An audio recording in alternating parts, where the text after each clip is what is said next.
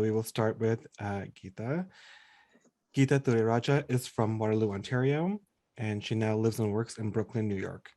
Her practice relies on allegory gleaned from art history, personal narrative, and observations of modern life to recreate spaces that defy hierarchies of genre. Thurairajah studied at the Nova Scotia College of Art and Design, the Rhode Island School of Design, and Wilfrid Laurier University. In 2018, she received an honorable mention at the RBC painting competition.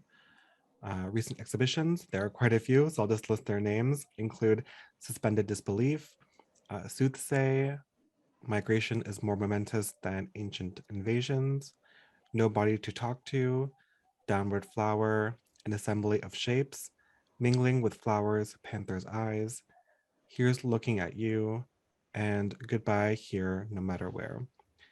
And with that, I will pass it on to Geetha. Thank you. Let's see. Okay.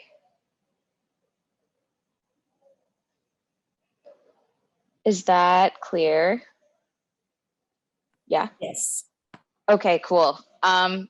So Gabby and I are going to both try and take 15 minutes. So yeah, so I think I'm going to start with this figure.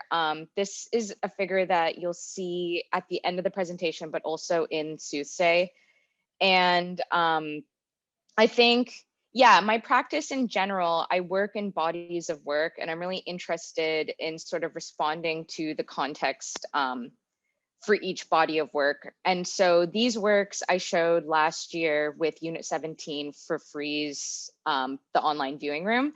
And so part of this project was also creating an NFT based on this figure that you'll see. But this figure is derived from cave drawings, Aboriginal cave drawings specifically, but I've kind of turned it into sort of like my own adaptation through painting as like a stand-in for the figure. My interest is, like my interest as a painter is with figurative painting, but something I've always struggled with is what the body should really look like or represent in painting. And so this approach to using this cave drawing and giving it life felt like a natural sort of evolution in how to address the figure, but also sort of like thinking about the body as something alien, but also beautiful. I was also interested in the cave drawing being sort of this original form of abstraction. So yeah, I think that's like where this identity comes from in this form. And yeah, so my practice, I'm like the reason I think that Gabby and I did so well together as a collaborative approach to the show is that I'm really interested, like my paintings like come from a place of responding to the space, or in the case of like our show, responding to how Gabby was building her works. So yeah, this is like, yeah, sorry. So I'll get into the Gabby stuff, the Soothsay stuff in a little bit, but a show that I worked on after Soothsay. So I'm not sure if everyone knows, but we originally showed Soothsay with Unit 17 in Vancouver in 2020. And then this reinstallation, I've had a few shows between then. So yeah, this is kind of going now backwards, but after the original showing of Soothsay. So there are themes here that were still interesting to me that I decided to continue exploring in other ways. So when I'm like working independently, so if I'm like going to show work in the solo exhibition, I'll usually try and integrate like sculpture as like an installation in some way. And so this was for a show at a gallery called Jack Barrett in New York. But what I did was I created, so I think the context for this show was responding to, at that time, I was thinking about alienation and I was still thinking about that figure. But I think the way my brain works is I become really interested in the multiple identities of like a word or concept. And so thinking about the alien as a cave drawing then became, thinking about like this crazy shoe that Kanye designed, but also who Kanye kind of became publicly as sort of like this like really contemporary symbol for alienation, and thinking about sort of like how aura can almost change the way we engage with a form. And so also in many ways, my practice is about this like negotiation with history, and also trying to like break with history whenever I can. And so again, I was like really interested in Kanye as this like persona and creator who was just trying to like, essentially like just completely break with like whatever has been happening, like musically or through fashion or whatever. So I created this like PDF, which you can get on my website. But the PDF is like a visual text that was like an artist statement to accompany this show Nonplussed at Jack Barrett. And the forms, the sculptural forms that you'll see, if you ever end up on my website, were based on sort of imprints, shoe prints from his shoe, the foam runner. And yeah, I think like, yeah, I don't want to spend too much time on that, but it is like an artist statement of sorts. And it's also just thinking about how judgment can sort of shape the way that we engage the world around us. And I think that theme of like belief systems and judgment and it was was influenced from the show with Gabby Soothsay. So this is just like another installation shot from that show Nonplussed. Again, this figure like will take form in a more three-dimensional way, but I'm also interested in using it as like in a more abstracted formula. So you'll kind of see it take shape in both ways.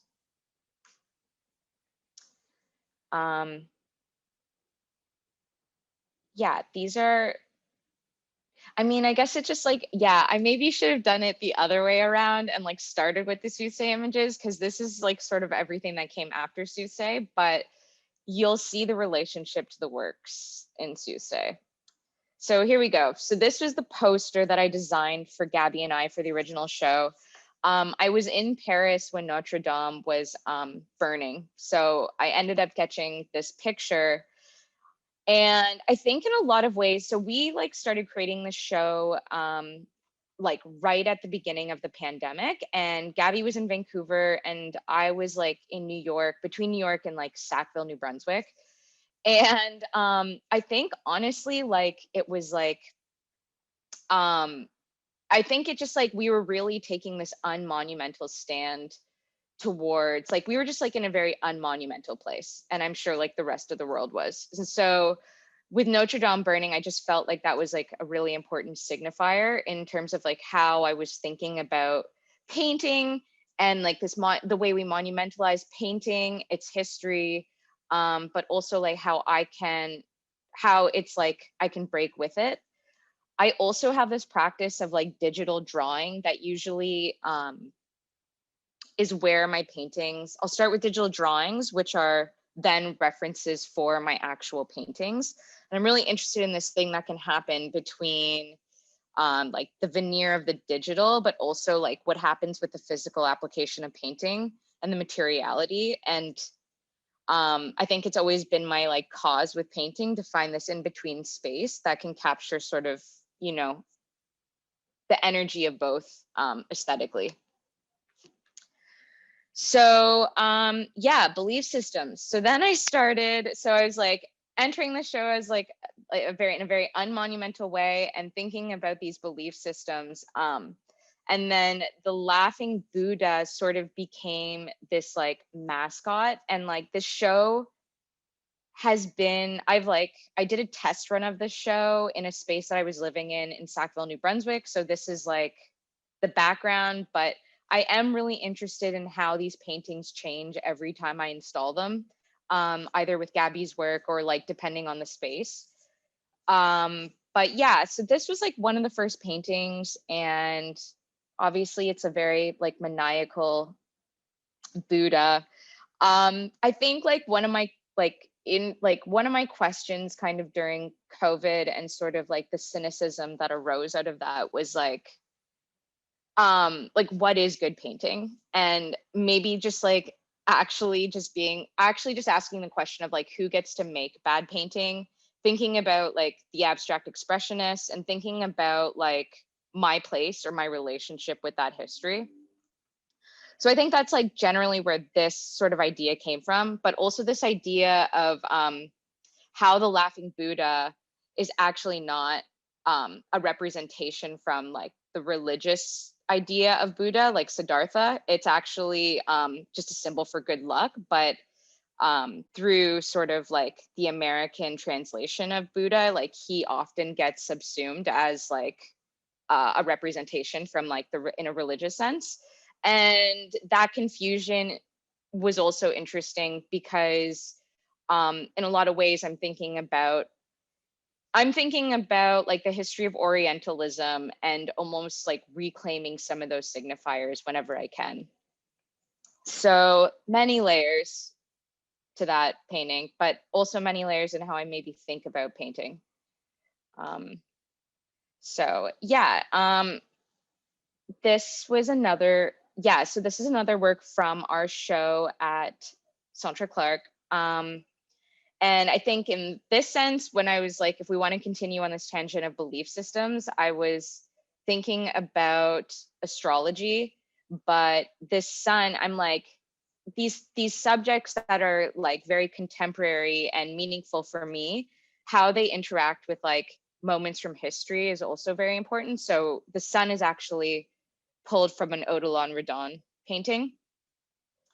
And then I think as a framework, the language of high, Gabby and I, if you can see it in the painting, yeah, I think like language when you're trying to understand meaning plays a huge role in sort of, so it's like, it's always played a huge role in my paintings. Like there isn't usually a lot of depth in my paintings. I'm often thinking of them as like flattened symbols in sort of, in like a pretty flat space. And so this sort of was responding to Gabby's like I see sculptures like, and as like a framework, but it also has like this double meaning because it's not like the right use of high. And so I'm like addressing the landscape and this intended, like, I was like trying to flatten the depth of the landscape through the language. And I think that this was like a cheeky response to this idea of like trompe-l'oeil space and depth in painting. So yeah, I'm often like pushing and pulling on these different ways that painting has been expected to work. So yeah, and then grit. So then so these paintings were also, the one on the left in this photo wasn't available for the show, but this was a series of 3 paintings I made based on these pigeons fighting. And I think what interested me most about the pigeons fighting is this idea of like survival of the fittest, but also thinking about like this idea of like fighting for scraps is really kind of like as like another, and like who survives. This was just like another concept I was sort of thinking about peak COVID. And I know Gabby became really interested in the pigeons as like these animals that, you know, they shit all over these monuments that were coming down throughout COVID. And they've also been like persecuted as being like, you know, they've almost been persecuted as vermin because of their ability to survive the urban landscape. And I think that's what really drew me to them as like as like a signifier. And I think for Gabby, she'll talk to you about this more, but they were these animals that could almost like ruin monuments, and that we've created these different like mechanisms to like make sure they can't like rest on our monuments. So that's kind of where that came from. And then I guess, yeah, this is my final slide. And this was the first iteration of this character, this figure that like I think I consider to be like maybe a stand-in for myself, but I'm also interested in creating a figurative painting that doesn't rely on like an individual relation. Like it doesn't, I'm interested in making a more like universalized like stand-in for the figure and like taking away any character traits that might be like, yeah, I think that's something that I'm really interested in fighting and trying to figure out how abstraction and figuration can kind of tell a new story. So yeah, I think that is all for me. Yeah, I can leave it there. Great. Thank you so much, Geetha. Hmm. So we'll move right along to Gabby then. I will just, do you mind removing your share screen? Yeah. Thank you.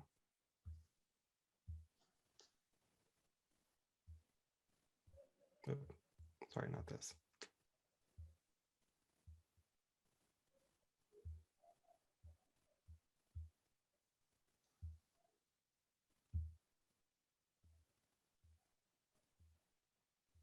There we go. Gabby Dow is an artist and former co-organizer at Duplex, a DIY project space and studio collective based on the unceded territories of the Musqueam, Squamish, and Tsleil-Waututh nations. Her practice insists on counter-memory, intimacy, hyphenation, multiple truths, and blurred temporalities. Often, this looks, sounds, feels like sculpture, installation, moving image, and sound, and begins with interest in patchwork conceptions of time and materiality, tracing histories of the everyday through themes of globalization, consumption, belief, and belonging.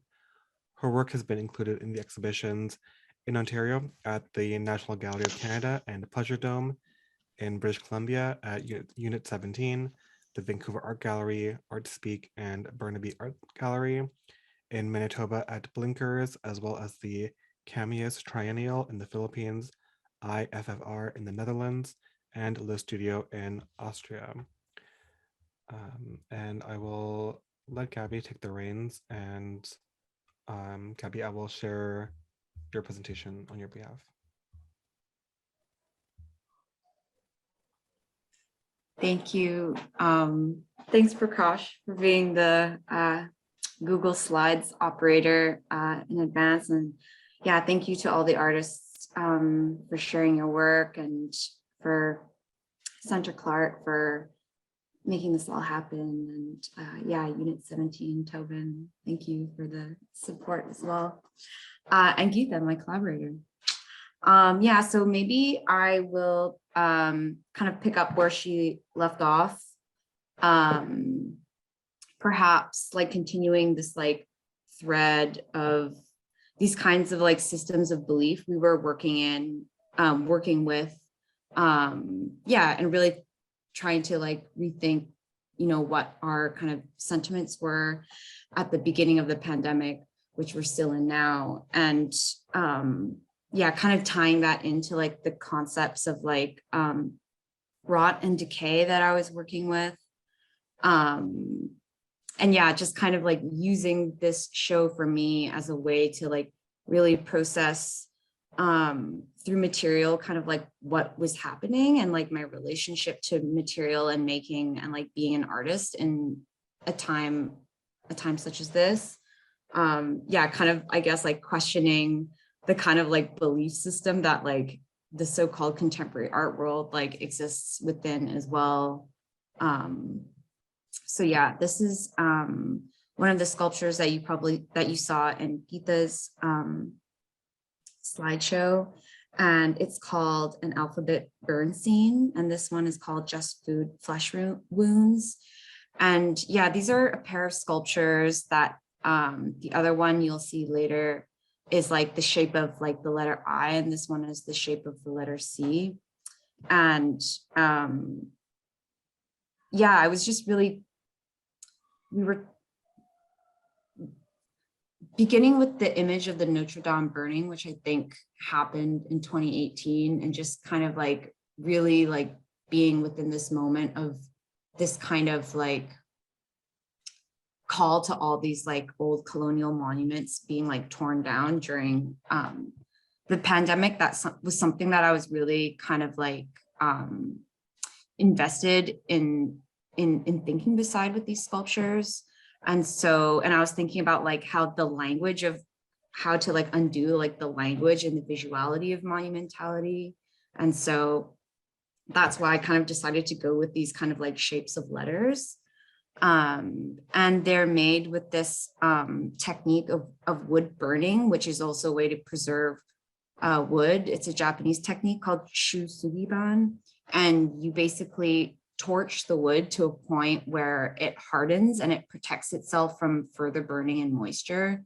And I just kind of found that super like evocative and poetic to think about how fire, which is something that like destroys and burns something down, could also be something that preserved. So I was really interested in that tension. And when I made this sculpture, it kind of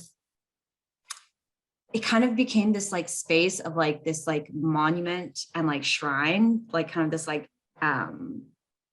which is kind of like, I guess, like an anti-monument. A shrine is kind of like a small sculpture that you kind of like adorn with offerings. And so I cast these kind of like vegetable forms that I was getting at the grocery store on my trips out, because it was kind of like the only space that we could go to during that stage of the pandemic, and casting them with vegetable glycerin and gelatin and makeup, which is this recipe that they use in the film industry to create fake wounds. So I was kind of like interested in that kind of like this idea of like the harm of like the flesh, but then it becoming this these fruits and vegetables which we ingest to live and to eat and live, and working with these kinds of this fly tape as well, which was catching these fruit flies that were attracted to the casts of these vegetables for some reason. I think it's because when I cast them, I put some ash in there as well that I used for these aluminum footprints.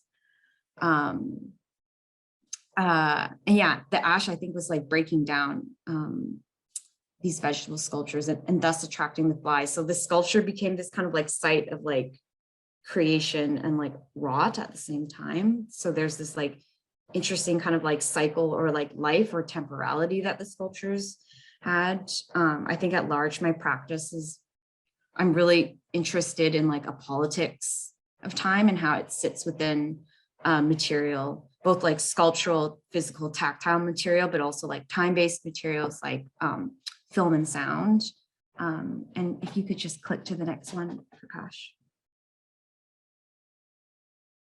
Thank you. Yeah, and so you see here is the other sculpture that partners that sea sculpture, the eye. It's called an alphabet burn scene, and this one is an alphabet burn scene, debunked bat myths, and eyelashes unapologetically. And yeah, as per the title, you can also maybe infer that I was interested in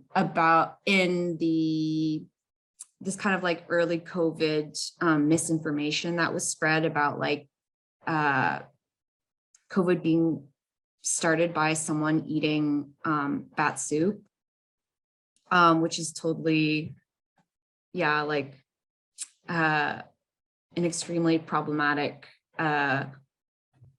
literally like viral myth that began on the internet. And I was trying to like, I guess like reassert and kind of like importance or like reverse this kind of like a scorned mythology that bats have, because they're actually like extremely important creatures for our ecosystem. They're extremely important for biodiversity, They're just like incredible creatures. They're sonic creatures. They have incredible like immune systems, and they make up about, I think it's like 40% of mammal species on the planet. There are reasons why we have like agave nectar and these kinds of things. And I think, could you click to the next one, Prakash, or just click and see what happens? Yeah, so you can see, and again, like kind of working with like these sculptures as the site of like time and cyclical decay. For the bat wings, I made them out of tapioca starch and vegetable glycerin again. So it's like a similar kind of like recipe for the vegetables. It's kind of like, it's a way to make bioplastics, so biodegradable plastics. But there's actually a really interesting like connection to like domesticity and cooking, I guess, during this whole time in the pandemic. Like I literally like would cook with these like ingredients like on my stove or on my hot plate at the studio. And then I would like paint it with the tapioca. I call it like tapioca leather. I would paint it onto like a sheet of aluminum and peel it off. So on the left, you see an image of the bat wing, and then you have all these like eyes that I painted with nail polish onto plaster casts. I won't get too into them because we don't really have the time. And then on the right-hand side in this yellow kind of rectangle, the same tapioca leather is used to make these like worker jackets. So in the Center Clark edition of Soothsay, there's 3. And in Unit 17, I just showed 1, and I'll get into the jackets. I think it's in the next slide, perhaps. Yeah, so, oops, thank you. So, yeah, I'm trying to decide if I should talk about the jackets, and I'm just being aware of time, but okay, I'll talk about the jackets. So yeah, the jackets also became this kind of, the one in the Unit 17 show was called Lying Starch Dandelion Day Job I Quit.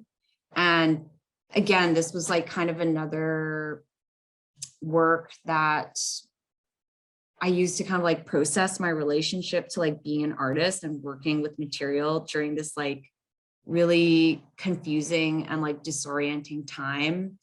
Yeah, to process my relationship to like the politics of time and like what to do with suddenly all this like free time. Geetha said this really, pardon me, amazing thing about like how in COVID, like domesticity became this like,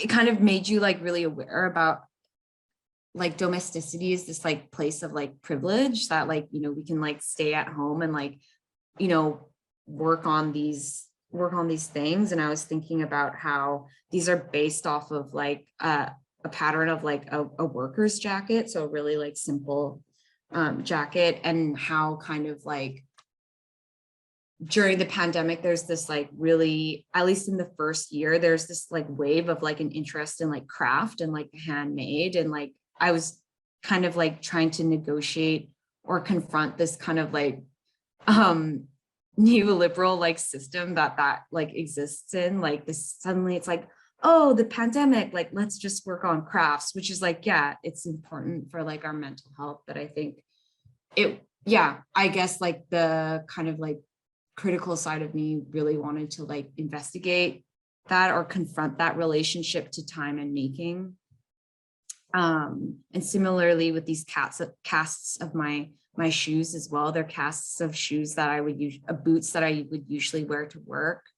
And so I built a DIY forge in my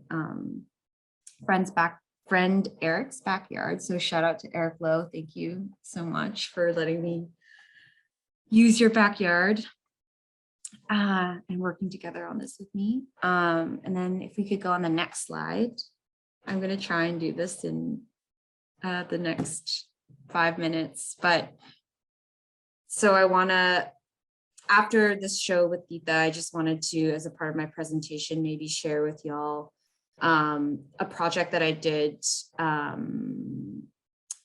maybe like 3/4 of a year after, but I had been kind of, or I showed it maybe 3/4 of a year after Soothsay opened in September 2020. But I was kind of like working on this in the background for the past, it took me 3 years, which was another collaboration with amazing sound artists, electroacoustic composers and improvisers and friends, John Brennan and Elisa Ferrari.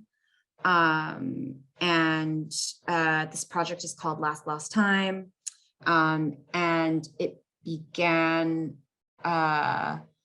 with this kind of project that evolved into something, into this eventually with the bows in Calgary. So thank you, Godfrey and Kaylee, for coming to this talk. I saw you here or in the list.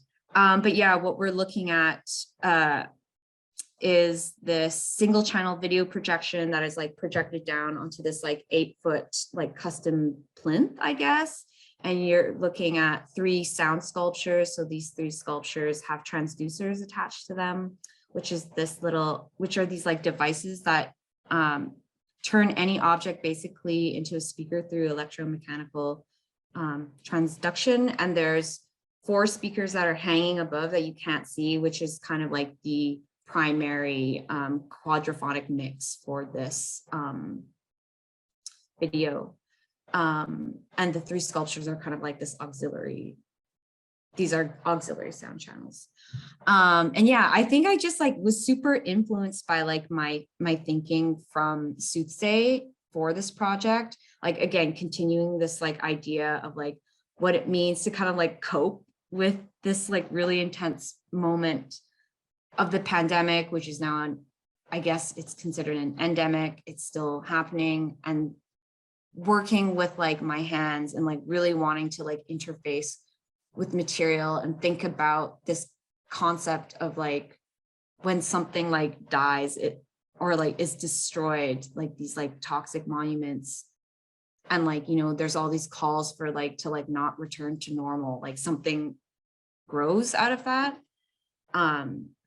So yeah, if we can go to the next slide, please. Yeah, I was working with this project, as I mentioned, began with this kind of like interest in the Rogers Sugar Factory. So maybe anyone who's been to Vancouver has seen it. It's this giant factory on port property that still to this day refines sugar. But it was the first industry in so-called BC that was outside of its natural, that didn't utilize the province's natural resources to like really kind of like globalize across the Pacific Ocean. So the Rogers Sugar family started this refining company because they wanted to import raw sugar from Asia and Australia and Fiji and process it on the West Coast. Rogers was also one of the original founders of the Vancouver Art Gallery. So I was really interested in this relationship between like cultural institution, corporation, and the state as well. He was in cahoots with the first mayor of Vancouver, and demanded and got a lot of like rights to like water passages and stuff. And like he got all that port property land for very cheap because he was like, I'm going to make the city a lot of money through the sugar refining business. And yeah, so these are archive, again, I was like kind of interfacing with like kind of like volatile materials, this time not like the news, like what was happening in COVID with like Soothsay, but like with, I guess, these like materials like of the past, which I kind of don't really like to delineate. But on the left, you see a picture of the Vancouver Art Gallery, which I'm sure some of you know is a former law court. And then on the right, you see archives within the Vancouver Gallery archives, because it was also like taken over, and there's like a sit-in by labor strikers like a little bit after the sugar factory opened. And they were yeah, they were strikers that were organized. They were led by the Communist Party of Canada. And if we could go to the next slide, please. Yeah, so, oh, this is a different color, my little bar of text. But yeah, and this is another archival material that I was working with from the BC Sugar Museum archives. So the Rogers Sugar Factory has, or like recently had, the largest corporate archive in BC as well. And they used to have like a museum like on the refining property, which they would invite the public into. But post 9/11, they decided to close that off to public, and they donated it to the city of Vancouver. And the city of Vancouver has like this insanely detailed, like digitized, collection of all their materials, like tons of high-res images, video, audio. And yeah, as I was going through them, I became really like caught up in this one fund called Anti-China Sugar Archives.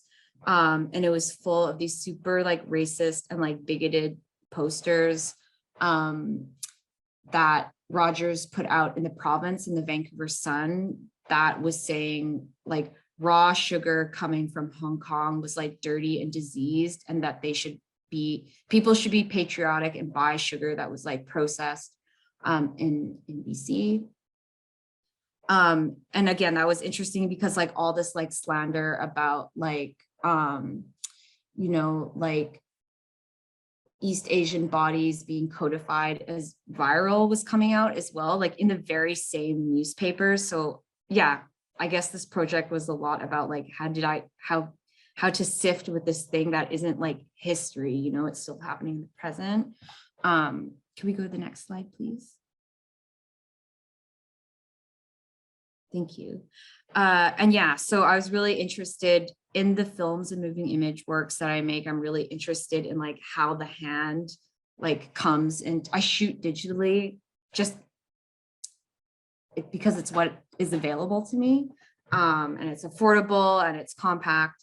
And I'm kind of interested in like flipping that binary between like the tactile and digital, and really thinking about how the hand like both destroys and rebuilds images. And I guess that kind of like cyclical time process.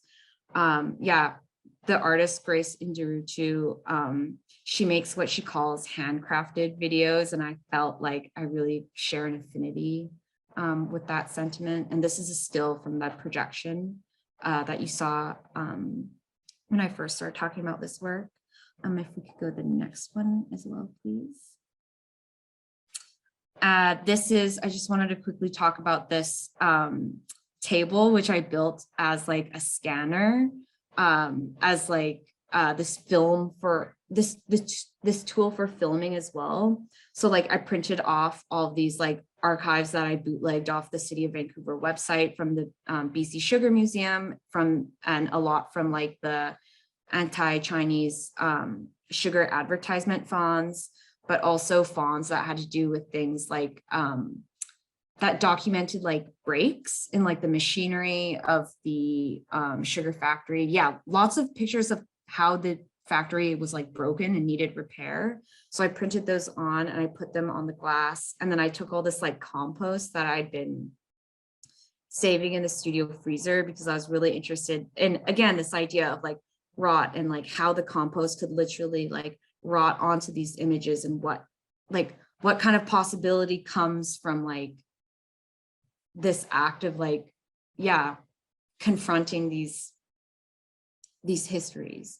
And at the bottom, you could see this like this PVC pipe where the camera rig would like roll underneath the table. And my friend Alicia would help me. And we would like take this light that we got from a retail store and move it across the screen as the camera moved. So it would kind of like mimic when a scanner was scanning on a scanning bed.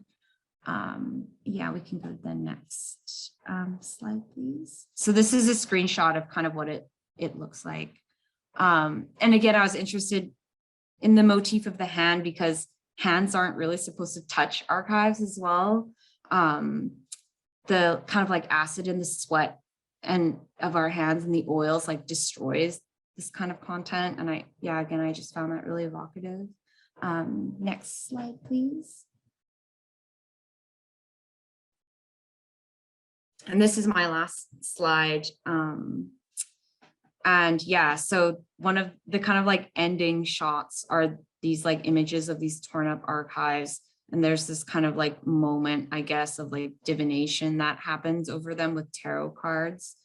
And there's a line in the script that says, for every tear, there is a possibility. For every tear, there's an opportunity to mend. And like, yeah, again, I guess kind of taking this, like trying to end the work on this kind of like optimistic note of like, okay, like here we are in this moment, and like, how do we cultivate that into, I guess, like a kind of like moving forward or like refusal of normal that, you know, we want and we desire.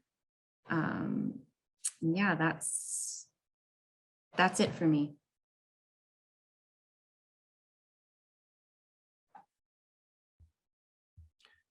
Thanks so much, Gabby, for sharing your work with all of us. And yeah, same as before, we will open it up now to questions from the public. Let me just move my screen over. You got some hearts and some applauses from Godfrey, who had to leave, in case you were able to see it. So as always, if you have questions, feel free to raise your hand. In the meantime, I will open it up. A question to the two of you. I'm curious about what sort of like prompted this collaboration between your two like very different practices of works, and maybe how did you find the evolution between the show at Unit 17 versus the second iteration at Clark, given like you've both been working on things since that first exhibition, but also the conditions of the pandemic have like shifted, but also kind of like returned back to where we were like in the first wave. So yeah, curious to hear how that went for you. Yeah, Tobin, actually the director of Unit 17, Gabby and I hadn't met, but he thought, I don't know what Tobin really thought, but I think that he thought that our work could do well together. And it was like a really great collaborative experience. And then I think between the two iterations of the show, what we were able to accomplish at Centre Clark was we were able to like really use the lighting to make it a more ritualistic sort of setting for the work. And yeah, but Gabby, I don't know what else. I mean, I think we also, I feel like it's interesting to think about the kind of evolution of the show as it went from Unit 17 to Centre Clark, and thinking about like how that exists within the time of the pandemic. Because I think like we got to show like the work that didn't like make the cut in the first iteration of it due to the space. And like, yeah, as Geetha said, I feel like the lighting was something that was something, I guess, like that was more like subtle, but like really changed the whole kind of like feel of the show. I couldn't unfortunately be present for the installation, but we're like in constant dialogue about it throughout the process. But I think like, yeah, it was just I feel like it's less about like what physically happened, but more about like how we revisit it like mentally, and like how, I guess, like it for me, like I felt like I had more clarity about the show, and I felt like when we opened the show I could not articulate it at all. And the fact that, like, as you said, Prakash, it first opened at the beginning, like the first wave of the pandemic, and then it opened again, and we're still in the third year of the pandemic. I think that's kind of like more of like the transformation for me, if that answers your question. Yeah, totally. And then also, yeah, really fascinating to think about how something like the lighting really changes the ambience of the exhibition. And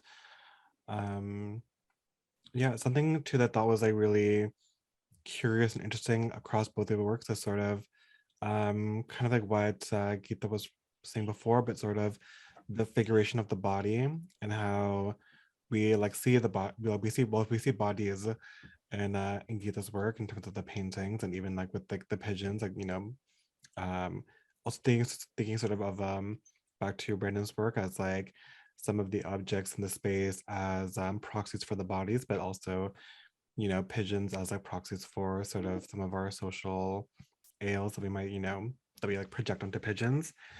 And then Gabby, in your sculptures, like the jackets obviously are, to me, like seeing them on those like beds of sand, also very provocative. I'm like, okay, the body, the body is the sand, and all that's left is like the jackets. And yeah, I maybe that's not a question. It's more just observation. But I would invite both of you to sort of like express more about sort of like the theme of like bodies, maybe both in your works in general, but also kind of like bodies in the pandemic, which yeah, Gabby, you just sort of referred to. Bodies and oh, that's such a yeah. Um yeah, I guess like for me, it's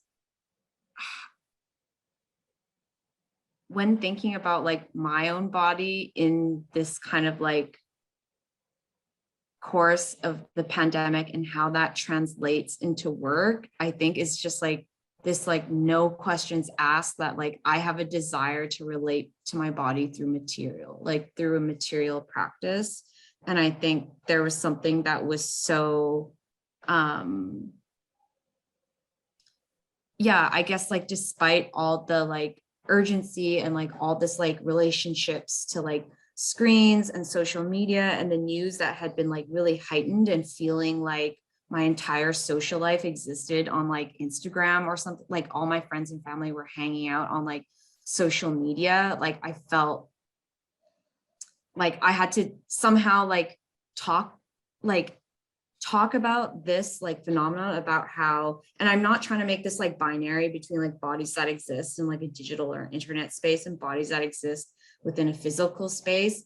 For me, I'm through the in the show and like in my practice, I've been trying to like, yeah, just really think through my body through material, if that makes sense, like in a way that is so like the immediacy of material or like the kind of, I guess, like viscerality and like vulnerability of material as well. Yeah, and I think with my work, I'm always sort of thinking about like subjects that feel more like adjacent to the body and can maybe speak around the body rather than directly to it.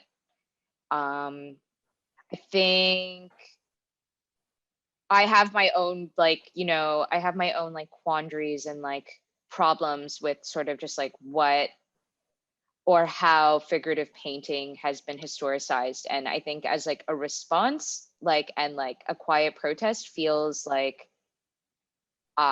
refusing to include like a direct reference to my body feels like important for now. Thanks. If there are no more questions from the audience, I just have like one more small note that like feel free to answer. It may or may not be relevant, but I was like sort of like returning to the question of like the body is like I think particularly struck to sort of like my own kind of diasporic interpretations of the works, like in terms of seeing these like figurations of like the laughing Buddha, but also some of your other paintings, Geetha, of like the figure like in the arches, which like to me has a very kind of like regal deity kind of presence. Whether or not that was like meant to be intentional, I think that's what I sort of like assumed from it. And Gabby, in your sculpture, the first one that you showed us in the presentation, in the altar that you built, like seeing like the casted fruit with the incense, it's like something my family does too. When thinking about like these offerings that we like leave it until they rot, or then until we eat, and I'm like, oh, we're eating the rotted fruits that we like.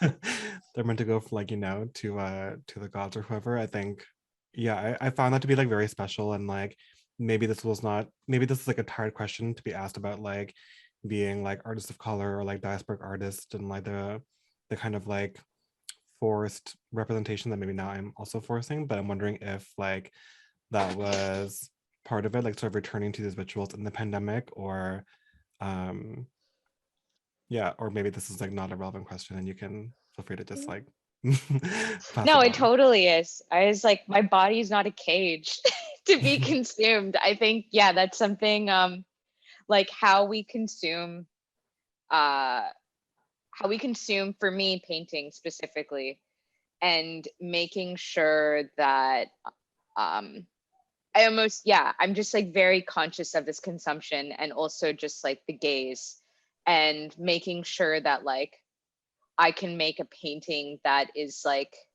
is self-aware enough of like the problem of like this consumption. That makes sense.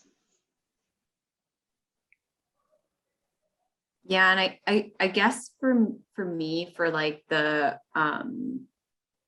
Bernstein sculptures is like, I think, yeah, there was this like relationship to these shrines, but they also become this like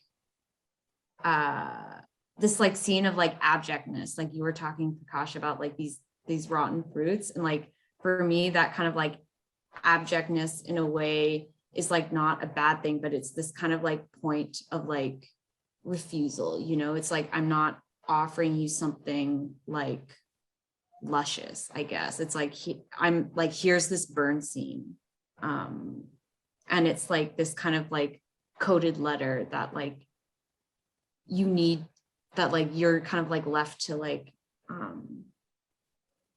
yeah, like interpret like out of context. And that work is like for whoever wants to do it.